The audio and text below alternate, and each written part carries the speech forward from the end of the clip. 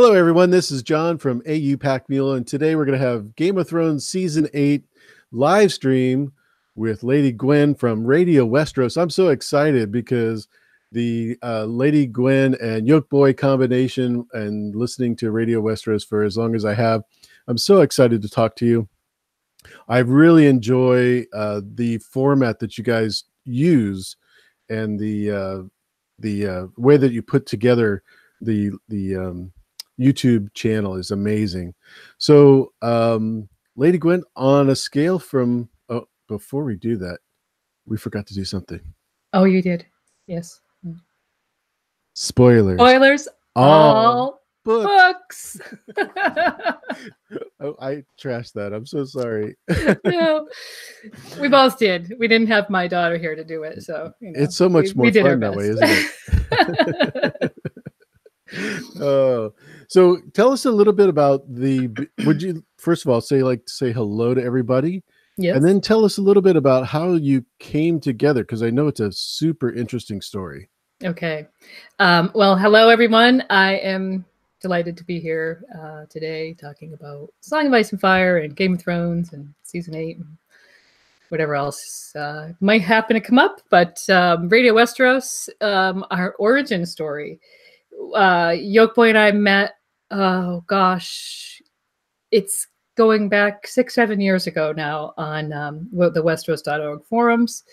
And, we started out as casual acquaintances who shared similar interests in the Song of Ice and Fire, talking about theories. And both of us at one time were writing for the Ponta Player project about Sansa. And eventually, our interests kind of deepened and we started talking offline. And one day he said to me, we should start a podcast. That would give us an outlet to, talk more deeply about things. And I have to confess that at the time I barely even knew what a podcast was 6 years ago. So we did, we didn't look back. We said, yeah, let's do it. We did our research. This happened to coincide with the Mercy sample chapter being available on George's website. So we took that as our very first topic. We both had a lot of things to say about it. We had a few metas that we'd already written on it. And the rest is history. And now we are coming up to our 5-year anniversary this spring. Pretty exciting, huh? Yeah. I think I feel pretty lucky having the connections I do with all the people in the chat, all the people that I work with doing live streams and everything. But that is an amazing relationship that is all because of A Song of Ice and Fire. And I just think it's amazing that we're able to see that come together. Yep. Congratulations to you and Yolkboy. I'm really being married for 33 years. I've definitely appreciate marriage, and I think that it's a great accomplishment that you guys have done. Mm-hmm. As I said before, the format is really unusual as far as the podcast. Could you tell us about how that came about as far as the radio version of the podcast versus live streams? Yep. I will say that it was pretty much all Yolkboy's idea. I'm going to give him all the credit. That this was his brainchild because like I said, we had a lot of sort of essay type things already to go in the beginning episodes. He thought if we presented things in a scripted way and then added in the entertainment touches like the music or the readings or the words and different things that we had, breaking it up a little bit. So to something to set it aside from just the usual two people talking and giving their opinions, which is fine, but we were looking to do something more, just something a little different. He has a background in sound engineering, so I think he was looking for an outlet to really challenge his sound editing and sound design skills. So I was going to bring up his audio background because you can really tell that that's part of the show, the way he presents that. So yeah, kudos to him for that. And the way that you read is fantastic. So thank you. Yeah, I love listening to the way they portray characters. It's just really good. Thank you. That was something that I had in my background. So I think really it came together as a perfect melding of our talents, what we each brought to it. So, yeah. Absolutely. Yeah. Yeah. When would you say would be the first thing that attracted you to this series in regards to George's work as a collection? Well, I'm a big reader, a longtime reader of fantasy and science fiction, fantasy series, epic fantasy in particular. Worked in bookstores for 15 years. And when Game of Thrones was coming on to TV, I hadn't read the books yet. But with this hype of the series, when you're in a bookstore environment, you kind of have that stuff is right in front of you. So you see that this series is being hyped up, and you're aware that there's an anticipated next installment soon to be delivered. And a friend of mine who had read the series gave me Game of Thrones and urged me to read it. And I don't know, I can't say exactly what attracted me. I can tell you what, in the first few chapters, I came back to her and said, I don't think I can read this book. There's just too many names, and the names are weird, and it's so many details, and I'm not sure about it. And she said, no, keep going. And I did. And by the time I got to the end of it, I think I read, the rest of the series, the rest of the 4 books, within a week. So I just devoured them. So slow start in the first couple of chapters, but within a matter of weeks, I was coming into work and saying to my friends who had read the series, do you think that Jon Snow's parents might be Rhaegar and Lyanna Stark? And they are looking at me like I had 3 heads. These were where was that in the book, right? They were like that. I don't remember reading about that. They weren't reading that deeply. They were more casual readers. So that is how I ended up going to Westeros.org, looking for other people to discuss that particular subject with. It's so funny because I think that of all the people that I've heard in my live streams, and I asked that question, almost identical. It's the same. The conversation that you have with a friend or a family member, and you ask a question like that, and then they look at you like you have 3 heads of the dragon. It's so weird because you just don't know where to go. And thank God, really, truly, we have YouTube to have these conversations with. And I'm glad for Westeros.org, because they really were the first ones to put together some sort of a format for us to have this conversation with, isn't it? Yeah, absolutely. Yeah, I just love their channel too. The way that they are able to retain certain details that I brushed aside is just phenomenal. Yeah, they're the detail people for sure.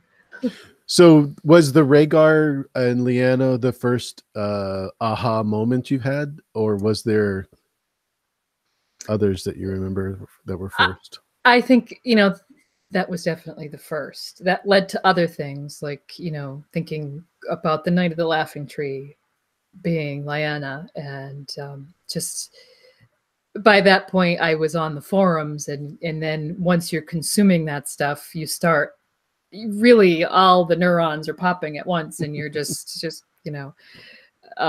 realizing the incredible depth of things. And but it was definitely RLJ, and I was in those RLJ threads talking all the ins and outs of it for a long time over on the forums. It was just a subject that fascinated me. Not only how much how the details are written into the story and the complexity of it all, but from a meta perspective in the fandom, the sort of the arguments for and against, and the fact that they, in the forum sense, they're always very cyclical. That fascinated me, just from standing outside and observing what was happening. Absolutely. Makes sense. Yeah. So obviously Game of Thrones season 8 is upon us, which means that it's the final season. Pretty sad moment for you, or are you pretty happy that it's going to an end because we're going to have another beginning, or where do you stand? I'm sad that the show is ending. I'm a bit sad that we didn't get 10 seasons. I think that George has expressed that he would have liked it to go 10 seasons. And I'm sure that's related to the fact that he would have liked to push off the end of the story being told. And I'm sad that we didn't read it in a book first. But all that said, I'm not feeling particularly negative about it. I'm excited for the season to see what they do with it. I know that once the books are in my hands, it'll be different, and I will experience it all over again in a new and different way. So I'm a person that can read series over and over again and not necessarily remember, all the little details from time to time. I mean, things like Lord of the Rings, which I've read, I can't even say how many times. Yeah, I remember the details, but you still pick up a little nuance every single time that you read it. And the same with The Song of Ice and Fire. So I don't think really the TV show giving me any details is going to be problematic once I have the books in my hands. So. Yeah, you talk about the details, and one of my favorite episodes of Radio Westeros is the Squishers, and that's one of those things that most people skim over because it's just a part that really doesn't relate to the story all that well, but there are connections. Can you tell me what your connection there with the Squishers and Nimble Dick and all that stuff? Well, this was going back years when we used to talk.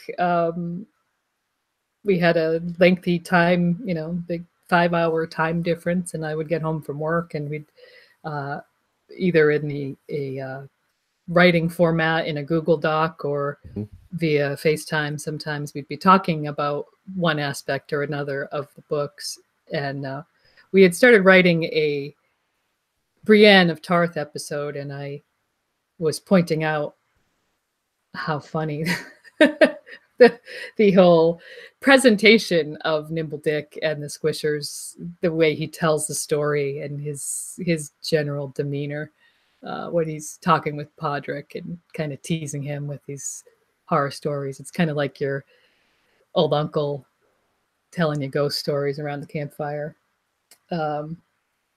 And we just thought it was so hilarious, and we couldn't stop laughing. And it ended up being kind of, I wouldn't say a centerpiece, but it became a big section in our Brienne episode, talking about Nimble Dick and really what his relevance was to Brienne, which we found to be more than you might think. I mean, he did tell her to use the sword, for instance. That's just for starters.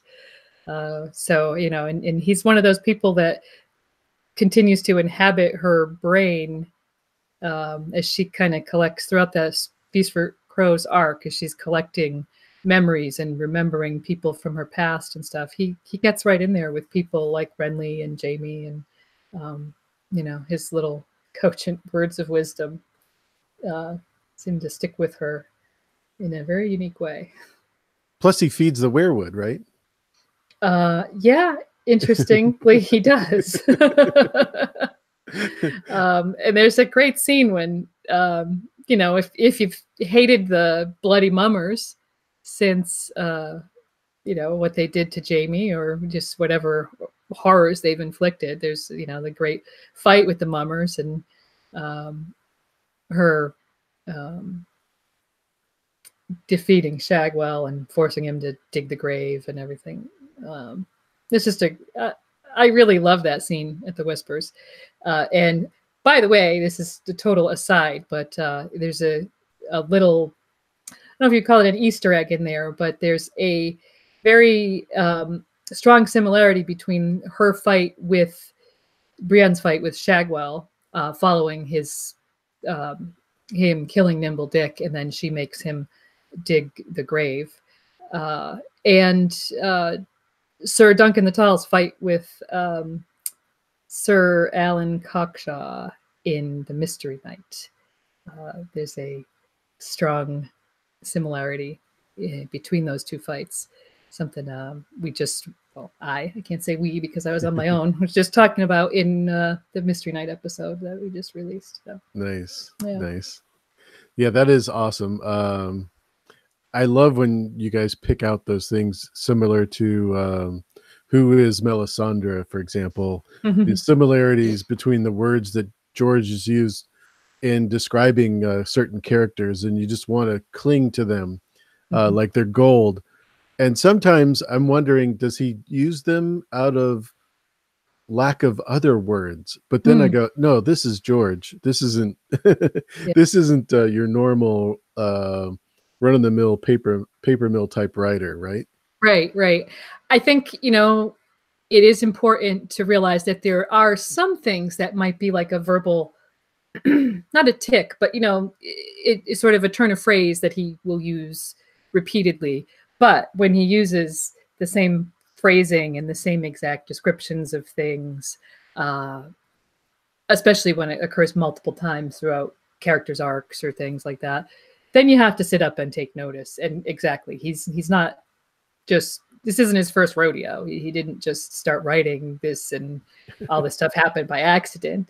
He spends a lot of time constructing these stories like this. So one of the things, because it's fresh in my mind, and having just mentioned Dunk and Egg and the Mystery Night, there's a great description of a place in the beginning of the Mystery Night that is almost word for word a description of Arya. It's the God's Eye, actually, and there's a word for word description of the location in an Arya chapter in A Clash of Kings.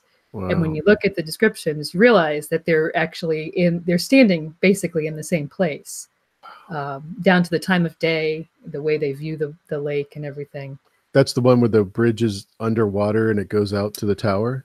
It's the one where, so when Dunk and Egg come up to an inn and they're getting ready to take a ferry across to White Walls, so that's from their perspective. And then from Arya's perspective, it's actually the village that she arrives at with Yoren, and where they have the final sort of showdown where Yoren gets killed. Yeah. So, but she describes the inn, and she describes the lake and the view of the lake and the way it looks to her and the time of day. And it's word for word virtually. And you have to think he's doing that on purpose. And I think he does it to infuse this kind of realism into his stories so that you get the real sense that his characters are all inhabiting this same universe, and they're crisscrossing each other's paths just like we do in real life. It's too bad he puts those 1,483 words or pages apart, right? Yeah, exactly. So you have to really be on your game to catch him. Word search. Everything is in a PDF file, and you've got to search those. Yeah. I think Aziz pointed out the same thing when talking about areas around the weirwood tree, and he would hear rustling of the leaves, I think is the words exactly. Yep. And that's when you know that you're being talked to by someone in the weirwood. It's just outstanding catches. Yeah. And you're reading something like that, and something kind of twigs in the back of your head. You're like, maybe it's almost like a deja vu. You're reading about a scene at the weirwood, and you think, Russell. Well, I've heard that word before. And honestly, if we didn't have PDF search, imagine all of us going back and just like thumbing through the books trying to find that. Our lives would be very different. After the live stream last night, Gemma showed me her Game of Thrones book, the very first one, and the I think there was probably 3 or 4 pads of Post-it notes on each page, that she had peeled off in different colors, and the notes that she had used to make the combinations was amazing to me, because I read probably 4 or 5, maybe 50 books in between the two Game of Thrones and Clash and etc. And there's no way I would have picked up on those two if I didn't have the help from everybody else. Right. Yeah. So is there something you're looking forward to? I mean, obviously you've read all of the books over and over. You've used the Tolkien analogies hundreds of times in combining theories. What is it that you think is going to happen in season 8, if you don't mind me asking? In 30 seconds or less. 30 seconds or less. A lot of death and destruction. Well, I think, I mean, that actually does sum up quite a bit of it. I think we're going to see quite a bit of death. I think we're going to see some pretty amazing battle and, conflict scenes.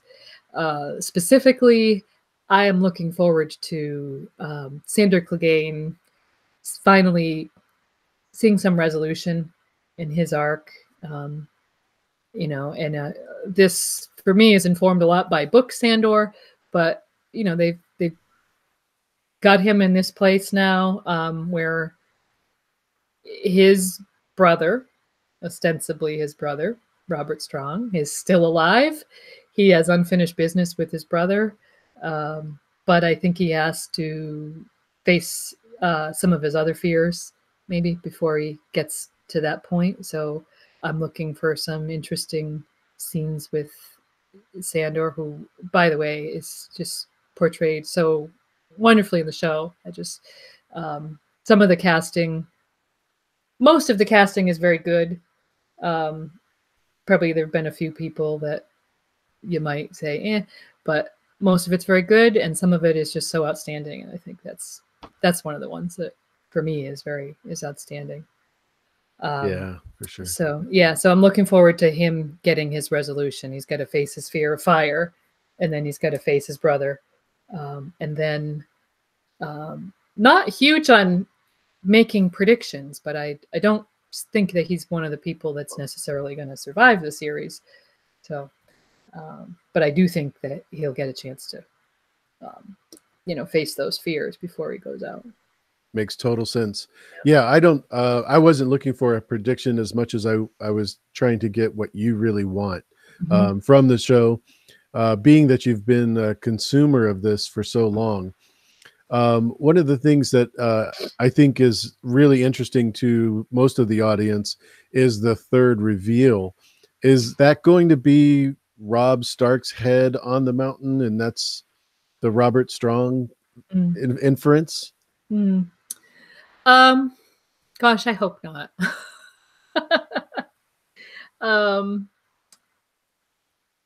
That one, I mean, well, I guess it's hard to say with the show, really, what they have done with it, because in the books, I feel pretty strongly that that's not how it is going to go. Don't be afraid to slap me down. It's okay. Yeah. No, well, I'm just trying to remember how they could be going with it, or if there is even an explanation. In the books, there's that there's a little there's a dwarf that Brienne meets in one of her chapters. I think maybe even he might be the one that leads her to Nimble Dick in the first place. It all comes back to Nimble Dick. And he's the one who then goes off and I believe is captured on his way to King's Landing, and his head is delivered to Cersei. That, I think, is the head that's on. Actually, it's either the head that's on Robert Strong or it's the head that was delivered to Dorne. I mean, depends how you look at it. Do you believe that they actually cut his head off and then sewed another head back onto his body, or do you think they actually just pulled a switch with heads and sent a big head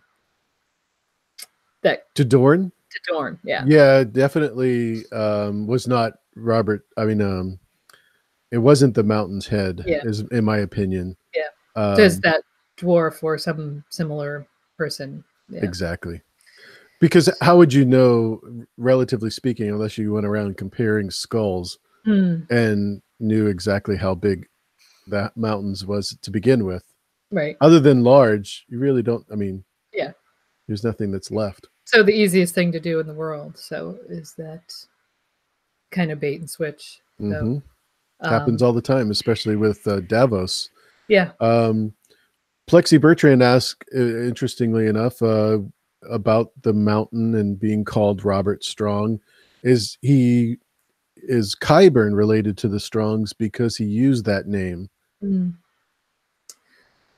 Well, that could be, that could be a book reveal that we get. That wouldn't surprise me.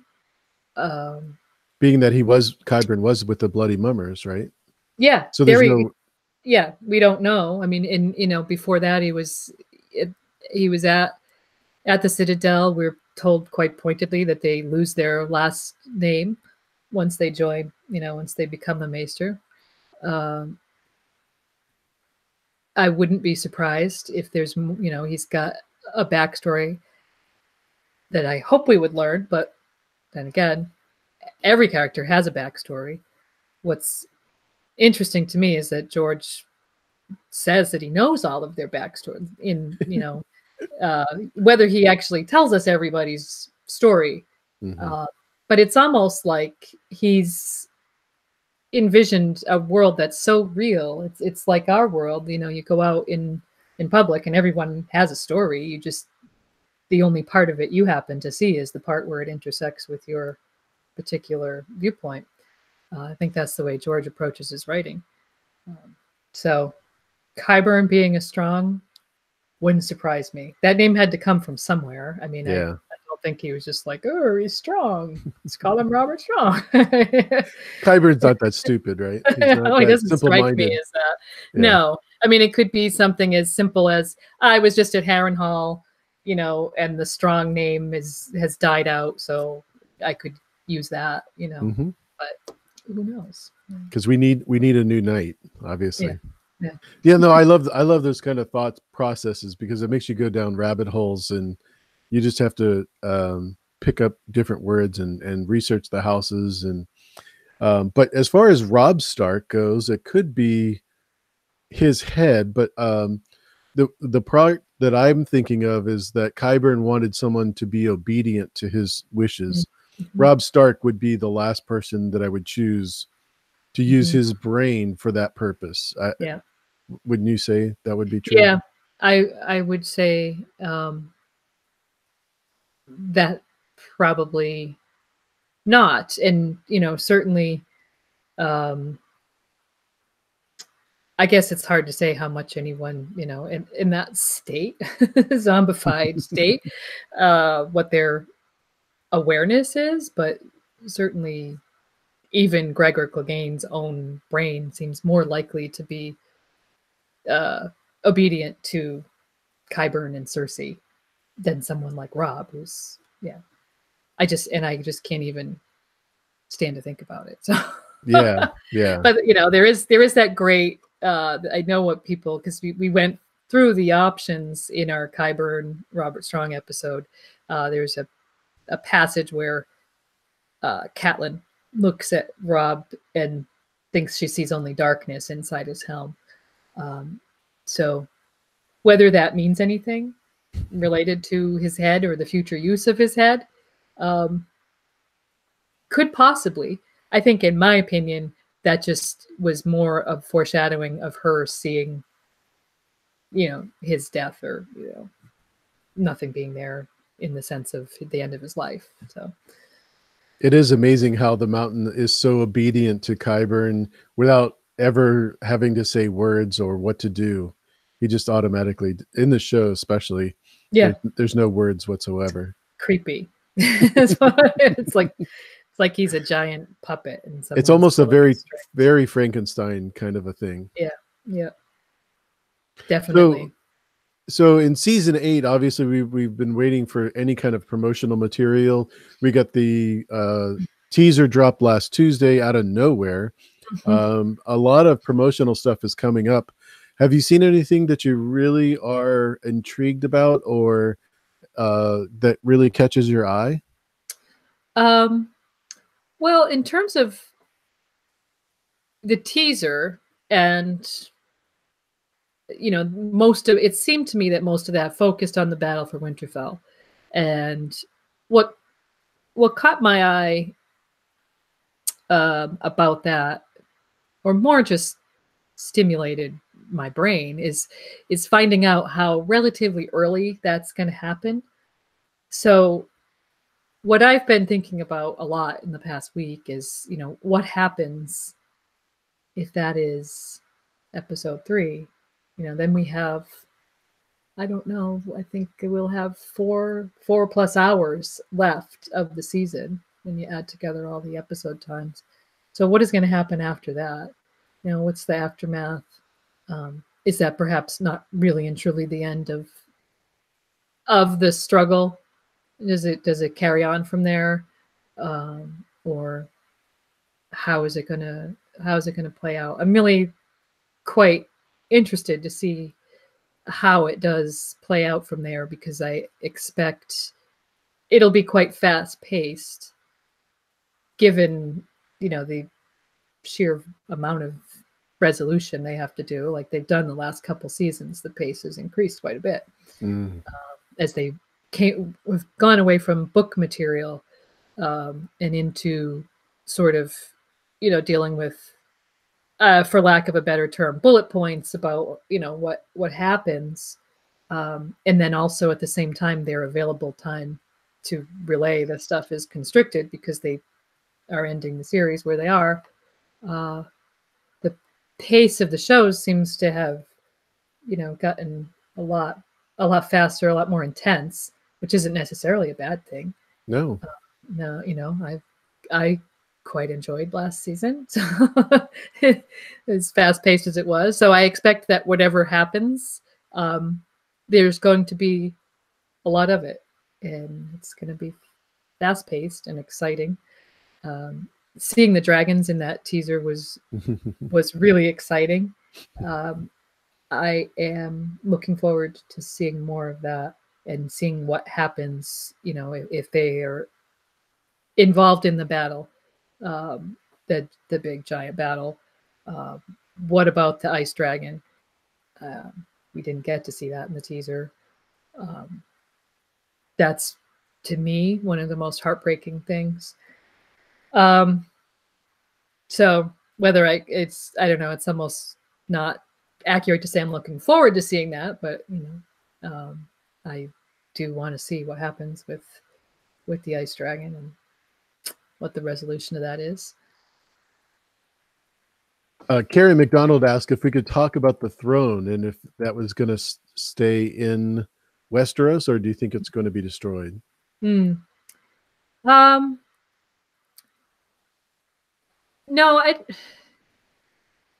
I don't think that it's going to be destroyed. I mean, I think that, especially now, given what I was just talking about, I feel like the action at the end of the season is going to focus more. It's going to move south to King's Landing. I don't see Cersei leaving King's Landing. So I think the resolution with that storyline, and very likely a lot of the other people, is going to move from the north to the south. The questionable thing is whether we've really defeated the others or whether they're coming south with us, but for the throne, well, I think it's still going to be there.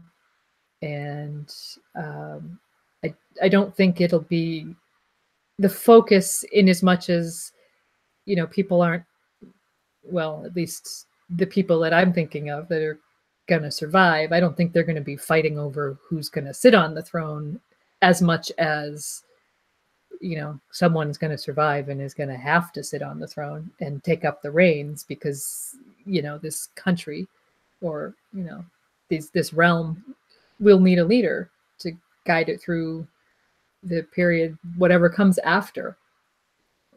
That's like going back to Lord of the Rings. I mean, you wouldn't have had an after period of Middle Earth if you didn't have a king who was there. And we don't know much about it, but we know that there was a king that kind of oversaw all the recovery period. So yeah, I think they're going to need that for sure. So. Are you just as much of a Tolkien fan as you are a Martin fan? If I asked that correctly? I would say, I mean, yes and no. My love of Tolkien came very early, was instilled in me by my mother. I started reading The Hobbit and Lord of the Rings when I was quite young, and about 10 years ago. Yeah. And in all that time, I've reread them. I can't even tell you. Yeah, but for all that, I've never studied Tolkien to the degree that I've studied A Song of Ice and Fire. I'd love to. I mean, I've read Silmarillion, but I haven't read, a lot of the other extra material. Unfinished tales, yeah, and the that sort of unfinished thing. stuff. That's so I have a lot of Sir it. Gwen and the Green Knight. I have so many because like I said, I used to work in bookstores, so I would pick this stuff up, and I have a lot of it. But I've just never studied it to the degree. For whatever reason, A Song of Ice and Fire captured me just in a different way. So I love all of the Silmarillion stories, Beren and Luthien and the fall of Gondolin and all of that. And I think when I read those, I see George's inspirations like 100% super crystal clear. Yeah. And then I talked to a friend of mine who is a Norse mythology, interest person, and they see it that way. And I just love talking to so many different people because you get that conversation going and it's just all fun. Yeah. Yep. Yeah. Fandom Desync came by. Hello. Thank you for being here. Game of Theories with Marie was on the other day. Thank you for stopping by. Heidi from Costume Co is also here. So almost all the people that I've had on the show previously have come by to say hi, and want to say hi to Lady Gwen from Radio Westeros, talking Game of Thrones season 8. I'm really excited about this. I want to ask you one more thing about the casting, because you brought up Sandor Clegane, the Hound, obviously one of all of our favorites. I think we really do like that character because he comes around to be more of a sympathetic character to you than we initially get.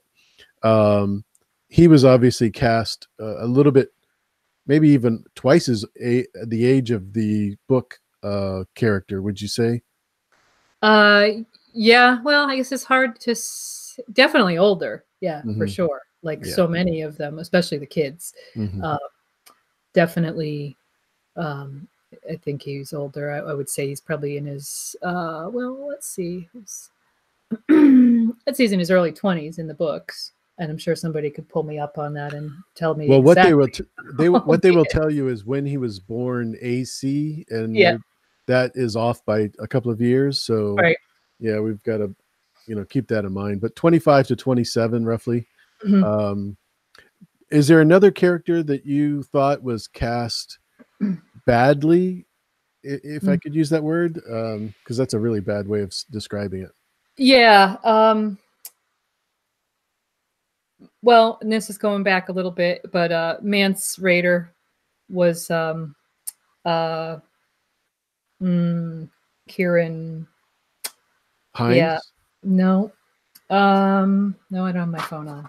The instant thing. But I felt like he was a very good actor, and I was excited. And then somehow it didn't translate into what my sort of headcanon of Mance Rayder was. So that would be one. Yeah, Kieran Hines. That's what I thought. Yeah. Oh, you did say, okay, yeah. That's okay. Yeah. I misheard you. No, that's okay. I'm married, so when I say things and another female doesn't hear me, I'm totally used to it. So it's okay. It's like, okay, yeah, I was wrong again. Exactly. I accept that role. No, sorry. But yeah, I say Kieran Hines is a fine actor, but I don't think he was well cast as Mance Rayder. He's probably, I'd say he's the one that my sort of biggest objection, and I'd have to go. How about Roose Bolton? Yeah, Roose Bolton was okay, yeah, actually Ramsay. I think for the show they were fine. Neither quite captured my headcanon. But in terms of the way they were acted on the show, I mean, Ramsay was a bit more jokey in the show,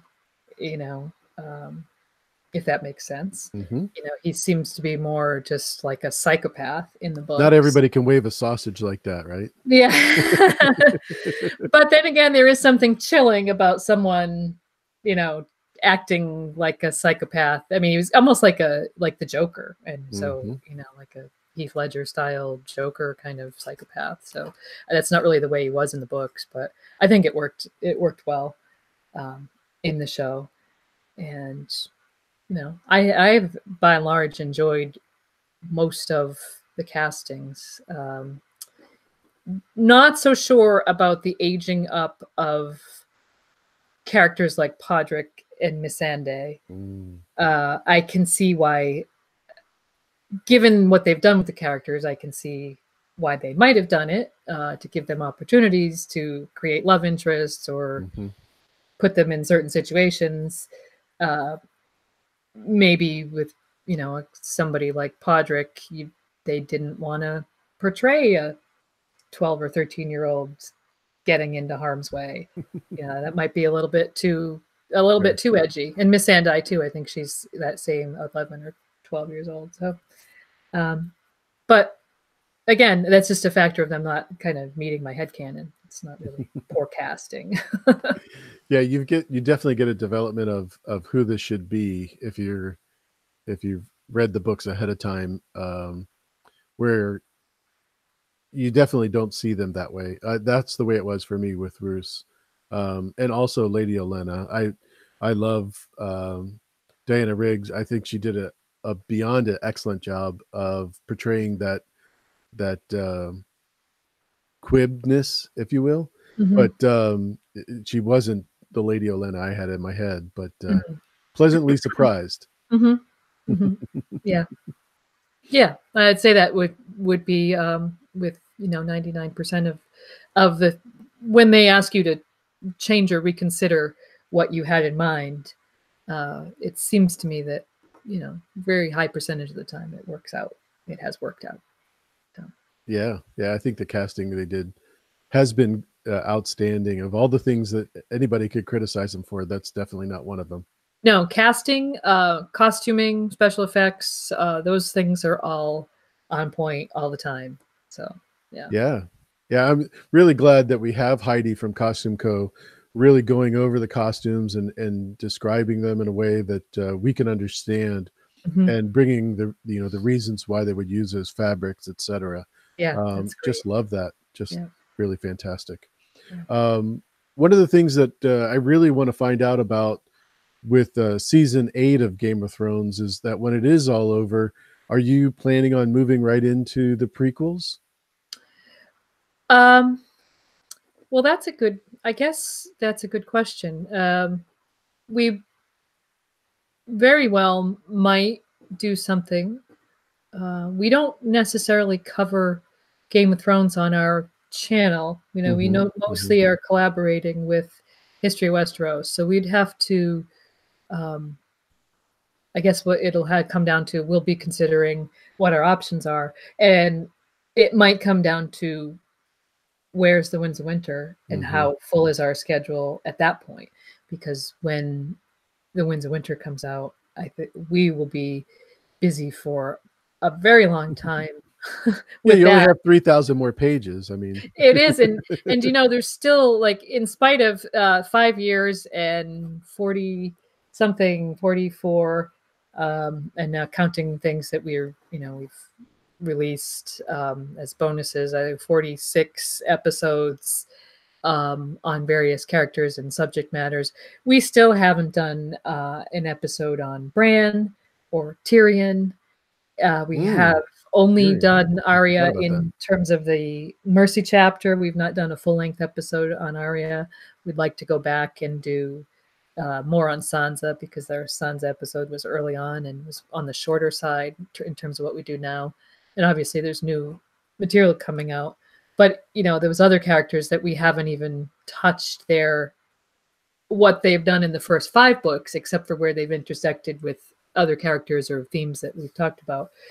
And that initially was intentional, because we expected a couple years ago that we would be seeing the Winds of Winter. And, we thought, well, we'll do, a double episode on Tyrion when the Winds of Winter comes out. And then here we are a couple years later and still waiting. Well, so, but we definitely have our work cut out for us when that happens. And we have yet to talk about Dorne and things like that. So we got a lot of point of view characters that we still have to meet up with in terms of our own episodes. So I think we'll be focused on a lot of that in the short term. And then once we get close to prequel things, I'm sure we'll be doing something with that, because I don't see us leaving this universe anytime soon. Nice. Good to hear. That's really awesome. There's been live streams I've done with Monero Geek TV, who's in the chat, and others that we just spent 12 hours talking about just the 3 Baratheon brothers. So I can imagine what it's like for you to actually come up with these excellent episodes that you have on Radio Westeros. Well, we did 2-part episode on Robb, which no POV. was close to which is close to 5 hours on a character that doesn't even have a point of view chapter. So that's So the same thing. I mean, we could go on and on and on for many hours about just about anything. So yeah, speaking of the books and Winds coming out, obviously with super anticipation. Are you in the mindset that he's done with that and moving on to Dream? Or do you believe that he really is struggling with how does he get to the next step after Dragons? I think that there's been positive signs that he's been making progress over the past year or so. And hopeful that, him not doing certain public appearances and not taking the opportunity to do a cameo in season 8, that these are all indicators that he's been really focused on finishing or making progress on Winds. So I mean, it's anyone's guess, really, what that progress is, but I think that progress has been made and that we have to be very close. I don't think it's going to be a matter of more years. So I would think we're talking about months or, within the year. Gotcha. And I would also assume that in the process, as he gets closer to Winds being complete, he's probably in the same position he was in when he finished with Dance, where he's moved off a lot of material. Mm-hmm. So hopefully, by whatever his process is, by the time Winds is released, he's got that good start on Dance. On Dream of Spring. Mm-hmm. And, that at least sets him up well to, maybe not take 5 years, 8 years to do, that. So we'll see though. I'm willing to wait however long it takes. And like I said, I don't think we'll run out of material anytime soon. I mean, no, that's for sure. Especially with him being so interested in working on the television shows. I think he really wants to get finished with the series. Mm-hmm. One of the things that always bothers me is he's, had so many chapters released after Dance was published. I think there's 8 chapters altogether. He's put out 2 other books, obviously World and Fire and Blood. Those were roughly 2,000 pages.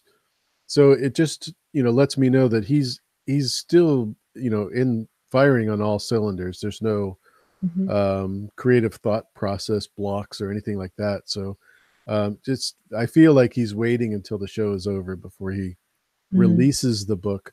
And I know the book publishers are screaming right now, and are probably not agreeing with me, but yeah. Thank you, Carrie McDonald, for the $3 super chat. I really appreciate it. She says, just because you guys are so great. I appreciate that very much. If you guys have any questions, by the way, for us, let me know as soon as possible. Just do the @ sign with AU Packmule, and I'll get to them. We're not going to have a lot of time with Lady Gwen tonight. Want to let her get to her family, so I do appreciate that very much. Being that we are coming up to the end, I guess is the best way to put it, of the Game of Thrones season, and we really don't have very many. Is there a character that you don't want to die or be done with? Well, I don't want anyone to die. I expect that quite a few of them will. Yeah. I don't want Sansa to die. I don't want Jon and Arya to die. And I will tell you that I have a theory about all of this, where I was a children's bookseller for 15. That's what I did in bookstores for 15 years. And in children's books, the kind of common trope in adventure stories is that the kids go off and have their adventures without their parents. Sort of at the beginning of a story, the parents are somehow removed. Maybe they're dead. Maybe they're away on business. Maybe they're kidnapped or absent, or somehow kids are on their own, solving their own problems. It's an empowering way to, teach kids to, almost to like a Nancy Drew kind of thing, right? Exactly. So you got whether it's The Lion, the Witch, and the Wardrobe, or Nancy Drew, or any number of other, you could take your pick. I'm old school. Sorry. I know that's fine. I grew up reading Nancy Drew books. I probably still have a box of them somewhere. But that's the, where the kids always survive to the end. Okay. Or even take Harry Potter, the kids, although imperiled and although they suffered losses and there were tragedies and stuff, at the end you have your little core group.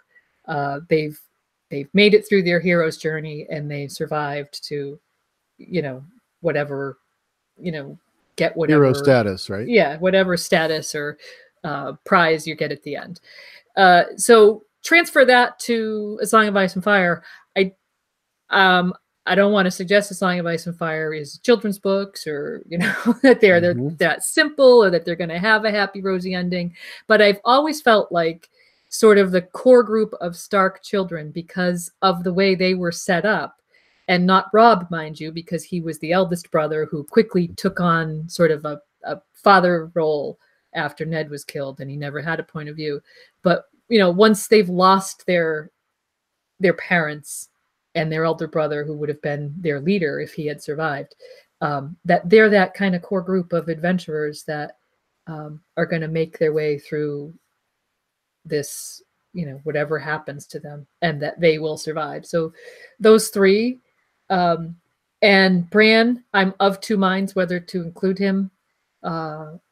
Normally I would think that I would, but kind of based on where the show has gone with him, I'm not 100% sure that that'll be really the case. Bran. Yeah. So, but I think more Starks will survive than people often think, I guess, is what, and that's the way that I would like to see it. And it's just my feeling of how it'll turn out. One of the questions that we have in the chat is in regards to, I'm so sorry. I backed up too far. Now I got to go forward here. Sorry. Oh, yes. In regards to the hardest Radio Westeros script, Which one do you think was the hardest for you to write, and why? It would have to be, well, I guess there's two really, and for similar reasons. The War of the Five Kings, which was a 3-part episode, so we're talking about over 50,000, closer to 60,000 words. In that, that counts the quotes and everything that we use or whatever.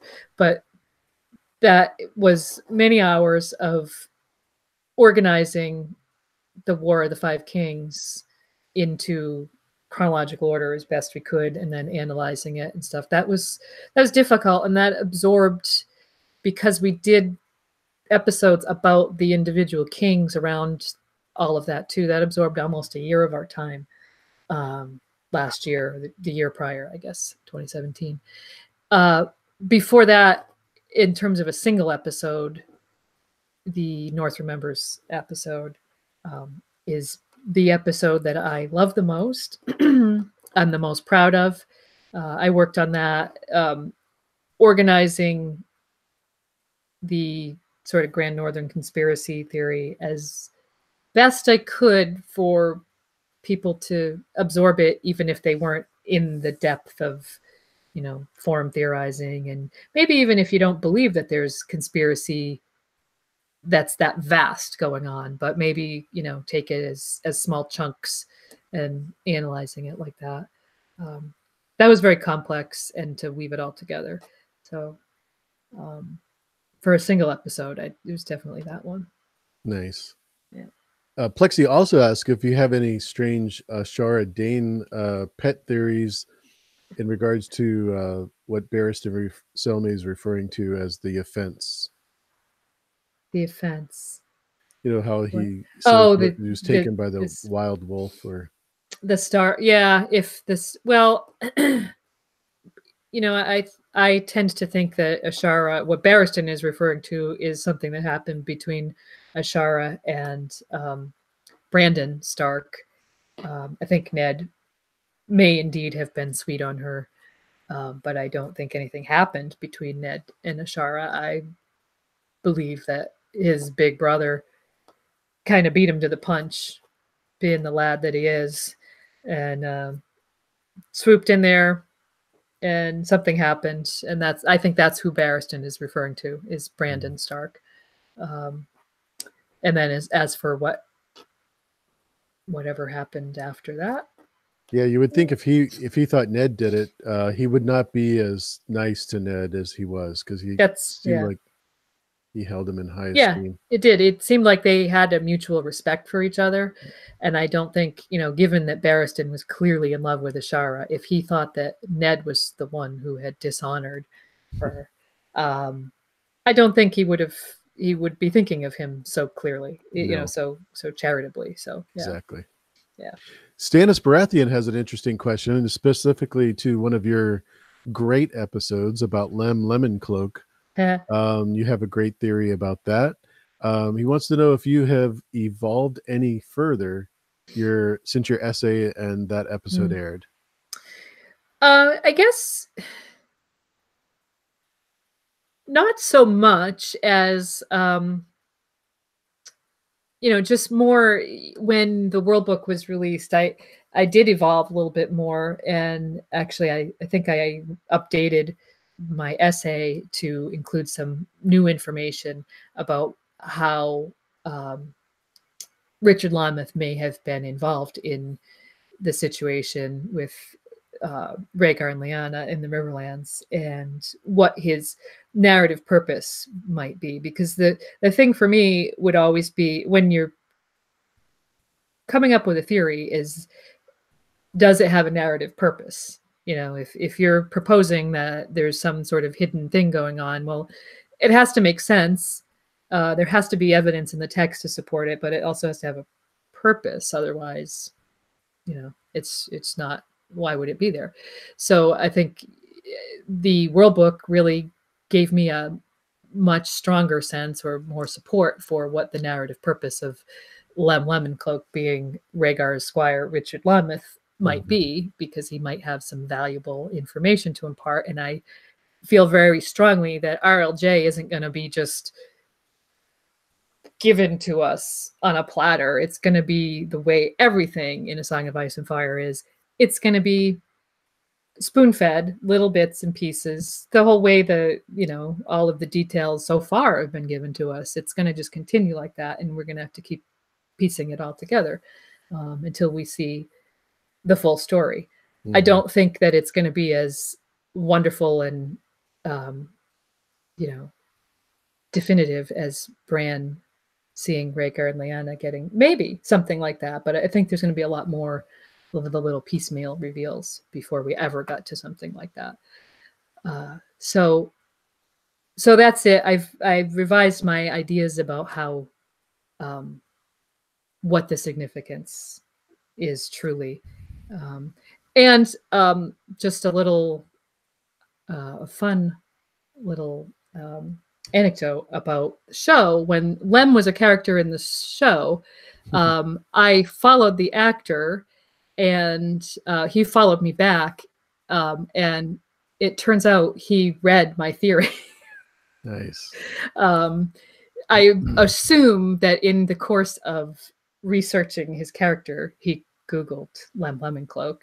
And what do you get when you Google Lemoncloak? I mean, you get a wiki and you get a theory.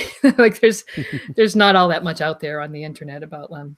So yeah, that was kind of funny. He tweeted something to me about that he had read the theory. So nice.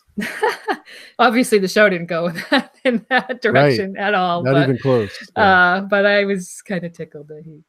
That's happened with a couple of actors that I followed, and it seems like whenever you get that kind of a response, you just get all giddy inside. It's just a lot of fun. Yeah, exactly. I'm going to ask one other question before we go, because I committed to keeping it to an hour, and it's from Terry T. Ask in regards to, will Radio Westeros be doing any more T-shirt campaigns? I'd love to get my hands on one, is what she says. Hey, Terry. Well, we don't have a campaign planned, but we are always happy to order T-shirts for listeners. And all you have to do is send us an email and talk to us. We can order them through Custom Ink one by one. So it's not really a campaign or a fundraiser, but we're always happy to do it. They still exist out there. So yeah. For those of you who haven't looked in the description, please do that. There is every link to Lady Gwen from Radio Westeros. Every way that you can get in touch with them.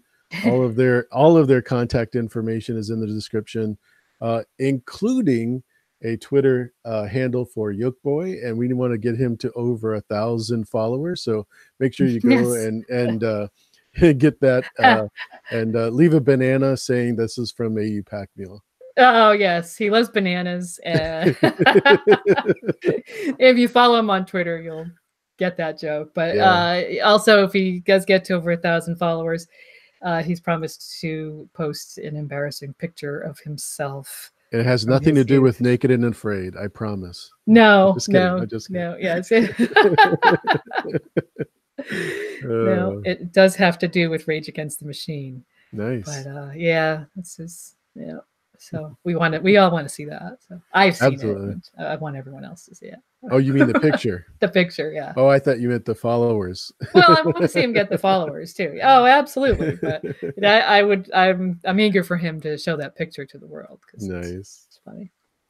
Yeah, me and Yolkboy and obviously T Baby are big fans of Naked and Afraid. So yes, definitely follow him for that alone. His when he discovered that show, the first time he came to the US was probably about 4 years ago, and we had gone away on a trip, and I think he spent like 2 days in a hotel room just watching Naked and Afraid. I'm sure I exaggerate a little bit because I remember we did other things on that trip, but it feels like it feels like he was just like, I was so fascinated and just glued to the television. And then he binged it for a long time afterwards. So yeah. Yeah, I told them they have Naked and Afraid XL, and I'm gonna wait until they have the 2XL version before I can apply. So Yeah. yeah, lots of fun. Yeah. Yeah. Well, Lady Gwen, thank you so much for coming on. Would you like to say goodbye to everyone and let us know what is going on with the next Radio Westeros episode, or where you're going to appear next? Yeah. Well, thank you for having me, really. And hi to everyone. And it's been a pleasure to be here. And what is happening with Radio Westeros is right now I'm working on a collaboration with Aziz from History of Westeros, the Dance of the Dragons. That's probably going to be a 2-part episode. And I expect the first one is getting close to being ready for recording. Following that, of course, more collaboration with History of Westeros will be, I'll be me, myself, not Yolkboy, will be reviewing the shows for the duration of the season over at History of Westeros channel. We have some brand new patron exclusive episode that is coming out tomorrow. So for our patrons, that will be an episode all about the Arthurian influences on A Song of Ice and Fire. So joining our episode about Varamir Sixskins as patron exclusives. And then beyond that, we're working towards Winds of Winter Primer, which is going to be a recap of every point of view thread and arc and all of the big themes in the books as far as where they left off at the end of A Dance with Dragons, getting us ready for Winds of Winter. So that's something for later in the year. Very exciting. Very exciting. Yeah. Be busy. I can't wait. It sounds like it's going to be a lot of fun. You'll be at Ice and Fire Con, from what I remember. Yes. Yep. I will be there. Yolkboy will be there. So we're really looking forward to that at the end of April. It's like our, the annual, I don't know, it's like our Super Bowl, is it? It's amazing. So, yeah. Yeah. Well, I hope to see you there. I hope everything goes well between now and then. Best of luck to you. Thank you so much for being on the show. Thanks for everyone who has been watching. Stay tuned for tomorrow. I'll be doing a live stream from the Emerald City Comic-Con where Gwendolyn Christie will be. I'll get her signature and get her picture, do all the fanboy stuff, and hopefully I'll get to include all of you in that as well. If you have any other questions for me, just drop me a note. My contact information is in the About section as well. You could call or text me, email, Instagram, etc. And I hope you guys have a great day, and thanks again for coming by. And thanks again to you, Lady Gwen, for coming by and talking to all of these great people. Thank you.